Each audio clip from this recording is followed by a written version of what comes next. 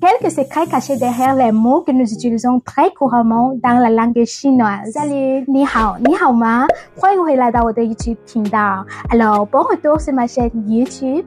Et si tu es là pour ta première fois, moi c'est Cass et cette chaîne est spécialement dédiée à l'apprentissage de la langue chinoise et de la culture chinoise. Alors, aujourd'hui, nous allons apprendre quelques secrets qui sont cachés derrière les mots que nous utilisons très couramment dans la langue chinoise. Ces mots sont des mots très faciles, mais ils ont des connotations culturelles très riches. Et nous allons voir ces mots afin de ne pas les utiliser de manière inappropriée dans la vie courante. Alors, si tu es intéressé par cette vidéo, n'hésite pas de la regarder jusqu'à la fin et de découvrir ces secrets avec moi. Let's go!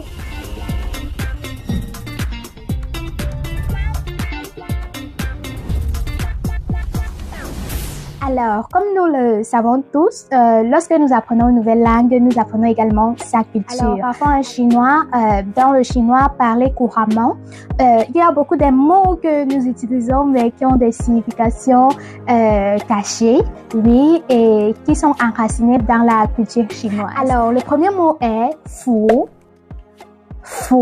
Fu, qui est signe fu de fu, qui veut dire bonheur, chance ou alors heureux. Alors, nous l'utilisons dans la vie courante très souvent pour exprimer que nous sommes heureux ou alors c'est le bonheur chez nous en fait. 比如说，遇到你是我最大的幸福。遇到你 donc te rencontrer 是我最大 est mon plus grand 幸福 bonheur. Te rencontrer est mon plus grand bonheur. Mais nous oublions très souvent que ce caractère faux est également très spécial dans la culture chinoise. Les Chinois ont tendance à utiliser ce caractère pour pouvoir refléter le nouvel an avec et l'utiliser sous forme de calligraphie parce que ils impriment souvent cela ou alors ils font cela sous forme de calligraphie lors du nouvel an. Et ils collent cela sur les portes de leur maison pour fêter le nouvel an. Et cela signifie très souvent que la chance est arrivée chez eux, au fait. Donc, ils utilisent ce caractère pour exprimer, ou alors ce mot, pour exprimer que la chance est arrivée chez eux lors du nouvel an. Alors, le deuxième mot chinois que nous utilisons très souvent dans la vie courante est long. Long. Long. Évidemment, c'est le dragon. Mais derrière ce caractère ou ce mot est caché également une connotation culturelle. Parce que selon les Chinois, le dragon est également un animal très spécial.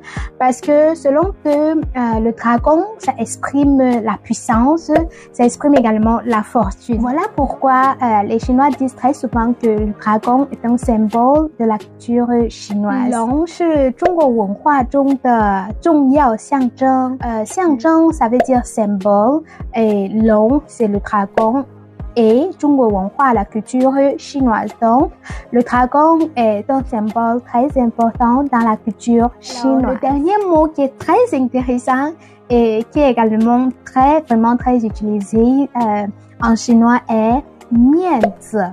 面子 c'est le visage ou alors c'est la face. Mais cela a également une autre signification en chinois qui est utilisé très souvent pour désigner la réputation ou alors l'honneur d'une personne. 比如说, ce que les Chinois aiment très souvent dire, c'est 丢面子. 丢 qui veut dire perdre. 面子 qui veut dire la face. Donc perdre la face, littéralement en français.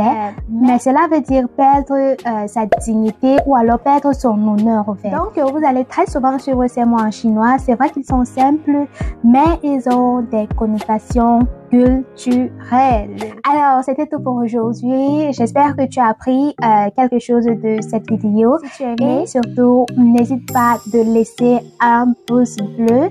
Et si tu es là pour ta première fois, n'hésite pas également de t'abonner. C'est gratuit. Tu peux apprendre sur cette chaîne beaucoup de nouveaux mots en chinois et également comprendre la culture chinoise. Alors, nous nous reverrons la semaine prochaine pour une nouvelle vidéo. Surtout, reste scotché et continue toujours à pratiquer. Parce que c'est en pratiquant qu'on devient parfait. 熟能生巧。再见。